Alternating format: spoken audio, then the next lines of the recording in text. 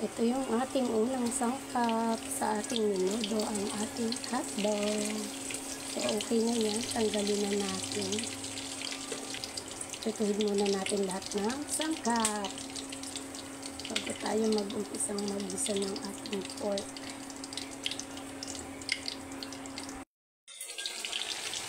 Ayun, nilagay na rin natin yung ating patatas sa ating halaman.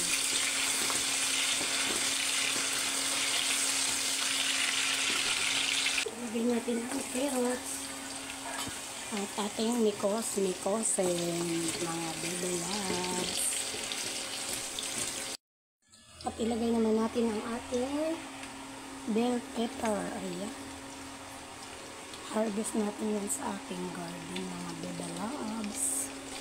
Nakalibre na tayo ng ibang sangkap kasi galing yan sa ating garden. Ang ganda ng kulay ng ating ham. May green, may orange, may red, may yellow. So, okay na yung ating patatas.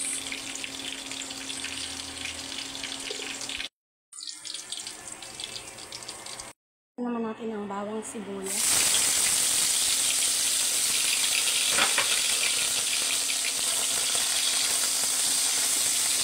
At mikosin. Ating bawang sibuyas, lagay natin ang ating pork.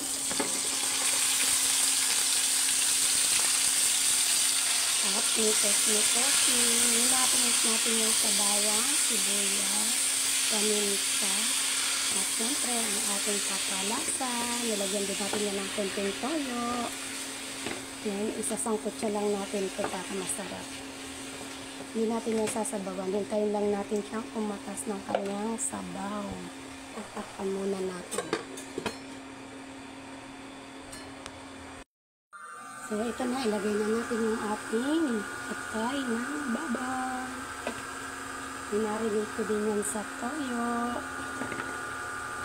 na may paminta. Hintayin lang ulit natin siyang magkatas. Ayan na, malapit na. Wala na siyang sabaw.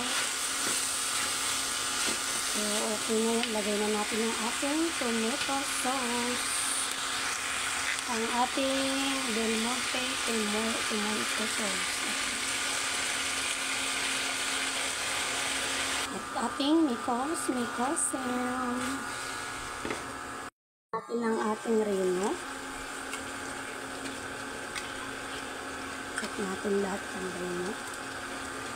Lagyan natin ng kaunting patis. At ating mikosen. Ang ating ulam ay menudo. Today is Sunday. Guys, pag ako'y nagmiminudo, nilalagyan ko yan ng powder na gatas para makrimi at malinamnam ang lasa. Sa pagluluto, may kanya-kanya tayong style at may kanya-kanya tayong technique kung anong ilalagay natin. So ako, naglalagay ako ng powder milk. Bear Brand po yung nilalagay ko para masarap. Yung iba, pero ako gusto ko yung powder milk. Sarap. Yun yung nagpapasarap, nagpapalinamnam sa ating menudo. Then ilagay na natin yung ating lahat ng sangkap. Sabay-sabayin na natin. Ayan yung ating mga sangkap. Iba-ibang kulay. Ganyan tayo magmenudo. Para kaunting minuto na lang, luto na. Sinong may gusto, kain tayo. Ayun, sarap ng ating menudo.